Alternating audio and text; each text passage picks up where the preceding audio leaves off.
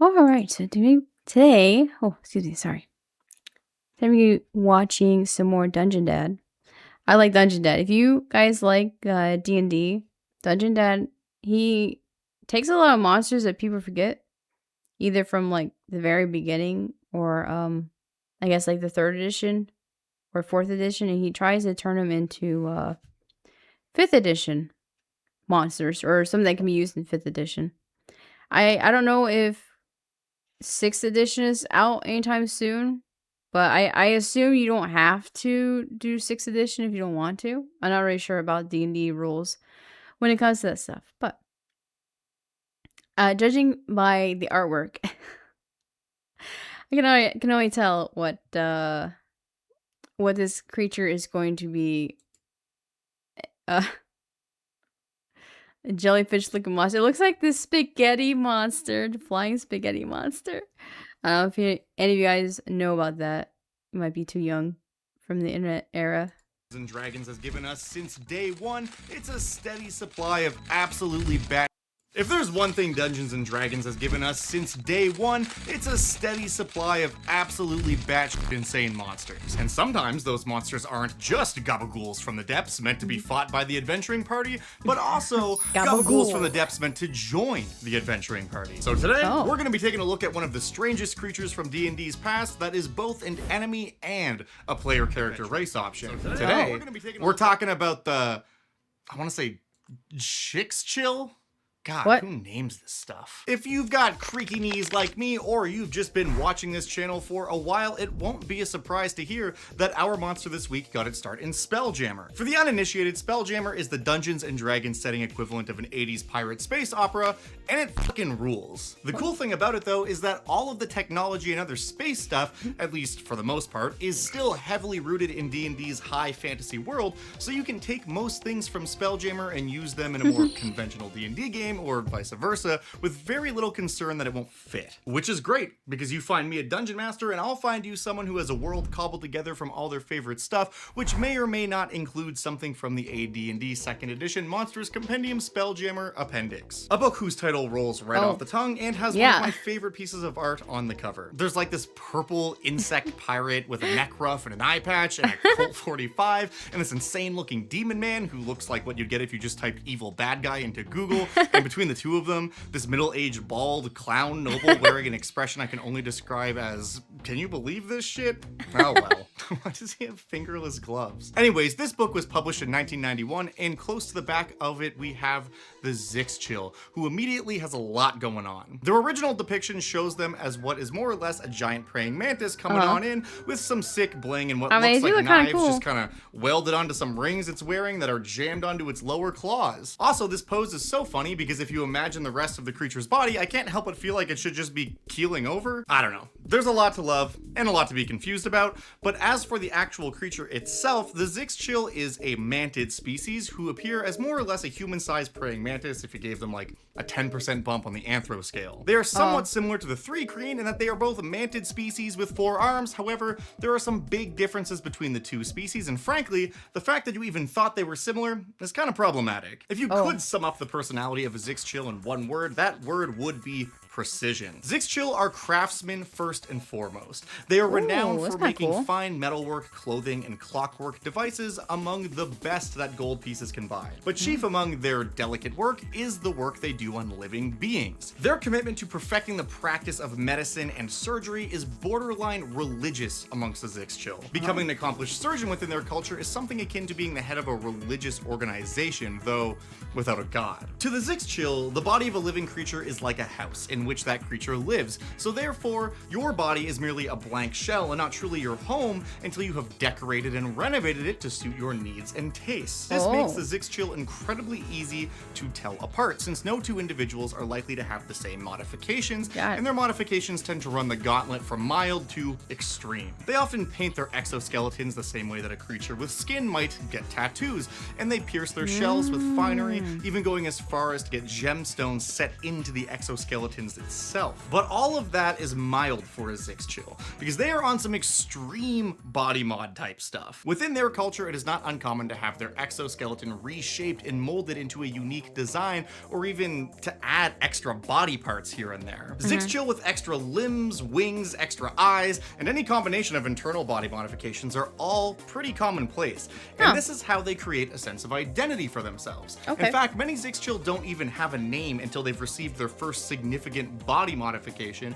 and that modification is what informs the name they go by. For example, a Zixchill with an exoskeleton shaped with many spikes might be called Spike, or an individual with multiple stomachs might be called Glutton. To a Zixchill, all their name is a mere representation of their body, and like their body, it is always subject to change and evolution. If a Zixchill takes on a new major modification that alters them in some way, their name will often be adjusted or changed entirely to better represent this new identity. And while Zixchill culture prides itself on surgical mastery, access to their methods is far from secretive. In fact, Zixchill will often establish themselves in urban centers as surgical experts who earn a comfortable living, catering to the needs of the locals. If you need a complex, life-saving surgery, you can't really ask for anything better than to have the services of a Zixchill on hand. And as far as body modifications go, that's their bread and butter. The Zixchill would only be mentioned across D&D editions one more time, and that was in Dragon Magazine 266, published in December of 1999, as part of an ecology article. I've talked about these articles in the past, most recently in the Gorbel video, and they are some of my favorite stuff from the old magazines. These ecology articles are more or less meant to give the reader a short story involving the creature, and then at the bottom of the page, there will be notes explaining the game mechanics and some more in-depth lore of the creatures that are part of the story. It's a really neat and unique way to present information like this, and this particular ecology article is pretty great. It more or less tells the story of a Zixchill named Darter, who runs a body modification shop in a spell-jamming port town, which is basically just like a normal port town, except it's in magic space and not on the coast of some island. The actual information here more or less reiterates the stuff from their original entry. However, it provides a ton of insight into their personality and gives a few great examples of how they view other creatures, as well as how those other creatures view them. Zixchill are methodical and utilitarian. They take a function over form outlook on most things, because to them, function is form, with artistic flourishes coming second to the actual usefulness of a modification. In the story, the space pirate who walks into Darter's shop is obviously on the run from the law and wants to change his appearance. Ultimately, he lands on having his hair and eye color changed. However, Darter, our Zixchill protagonist, offers him a wide variety of options, including increasing or decreasing his height and weight, changes to his bone structure, and even offering to change his sex. There's also a point in the story where we see a client who is in the middle of a pretty major alteration to give her wings. The two Zixchill in the operating room then spend some time discussing how they are coaxing the growth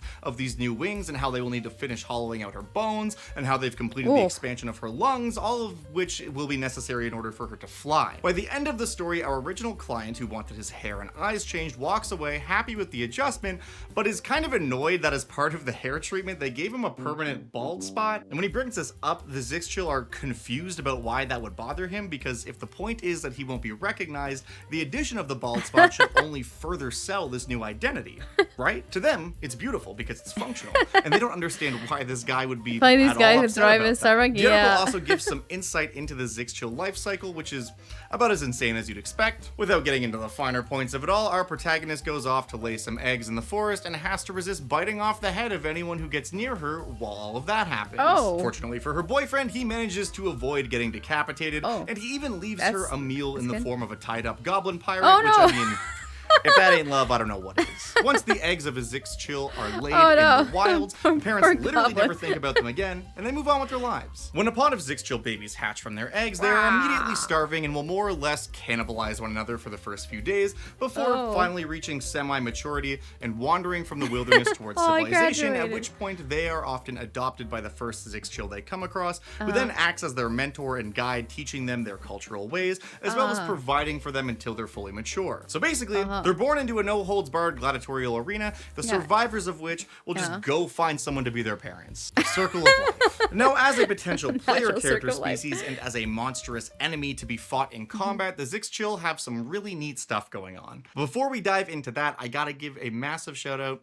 Hit Play Pulse is genuinely one of the coolest TTRPG tools I have seen in a while. It's an app for your phone that allows you to play immersive background music for your tabletop game of choice. Is it copyright? But get this. Each track has multiple layers and variants, and with the press of a button, you can seamlessly transition between different versions of the same song. For example, you might have a mostly ambient track playing while your players scour the depths of an old dungeon. But when they're ambushed by a group of skeletons, you can increase the tension, seamlessly transitioning into a version of that track, which sounds a bit more intense. And then when the Mummy Lord rises from his tomb and begins to unleash all of his power on the players, you can up the stakes even further, transitioning into something awesome and epic, pressing the victory button when the time is right to conclude the epic battle music in a crescendo before fading back into something more neutral and ambient. Basically, Hit Play Pulse lets you score your game like a movie with very little preparation and tons of flexibility to set the right vibe depending on what's happening at the game table moment by moment. I don't really talk about this much on this channel, but I'm something of a composer myself, and I can tell you right now that this app has got a ton of work put into it,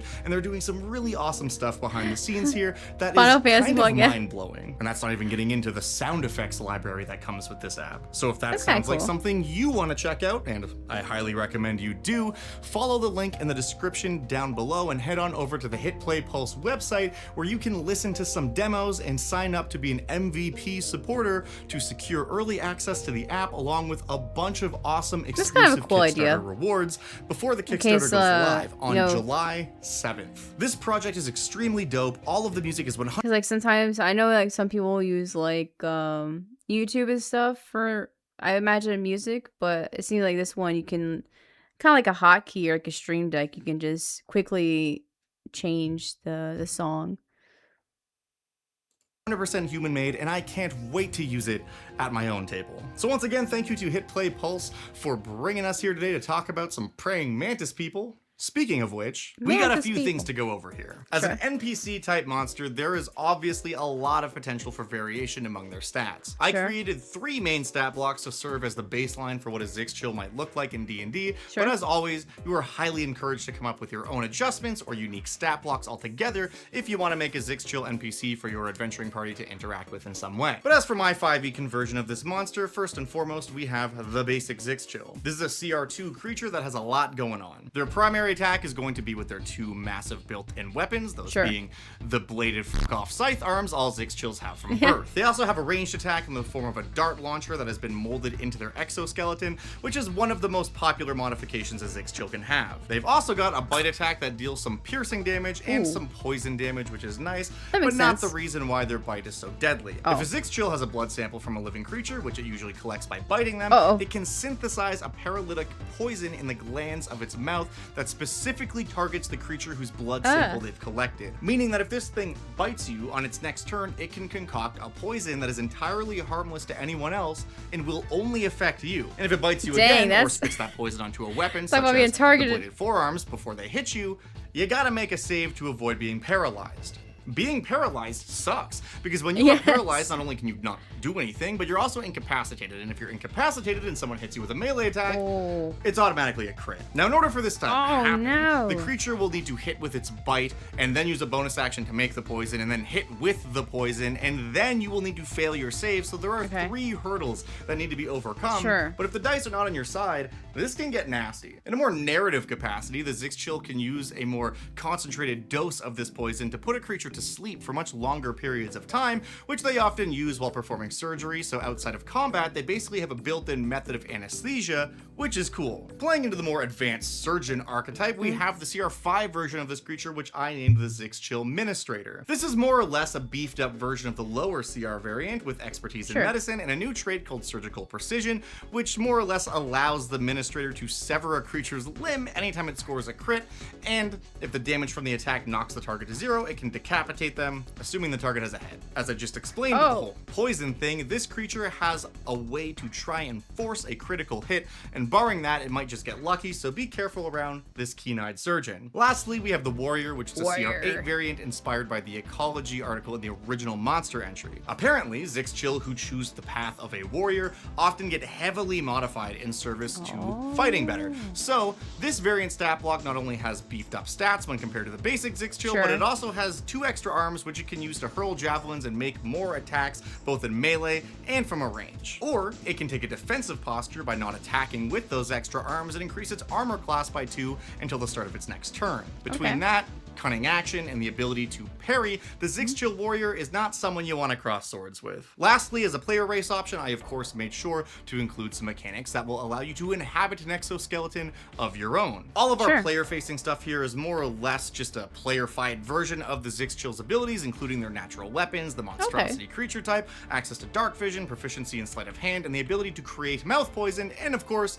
a trait taken straight from the 2nd edition book, the details of the Zixchill's unusual body, because it turns out when your body looks like this, a normal suit of plate armor ain't gonna fit. That doesn't mean you can't wear armor, you just gotta pay a little extra to get it custom fit to your body. I'm so curious to hear about any of you who decide to play a Zixchill character or who might have a Zixchill character in a game you're running in the future, so if that's you, let me know.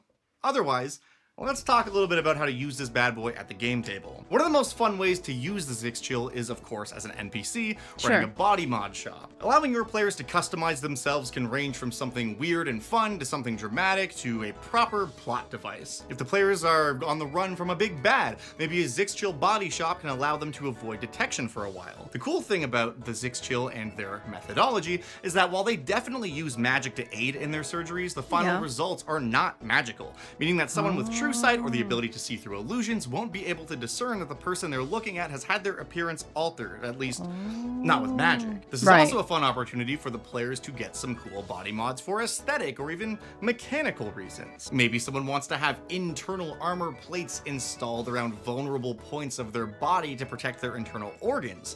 That sounds like a small bump to armor class if you ask me. Or maybe someone wants to pay to have their body made more resistant to fire, or maybe someone wants dark vision. I mean, the list goes on, but this is a great opportunity to let the players get some cool and unique boons if they've got the gold to pay for it. I also like the idea that players going undercover in a halfling village or something as part of the job all need to get cosmetic surgery to look like halflings. Or maybe they are all halflings and they need to make themselves taller to infiltrate a group of humans. You could also use this as an excuse to introduce some of the magical tattoo items from Tasha's Cauldron, or even just some new magic tattoos that you come up with. And if you want to do something with a bit more intrigue attached to it, maybe there's a Zixchill assassin that needs to get a sample of a noble's blood in order to create a powerful knockout poison to put them to sleep and kidnap them. However, the noble's blood is not going to be easy to get, but it turns out that noble has a twin brother somewhere who was given up for adoption or something, so the party then has to try and find that guy, get a sample of his blood to the Zixchill for whatever reason, so that they can make this paralytic poison. Kinda ham-fisted, but could be fun. And with all of that said,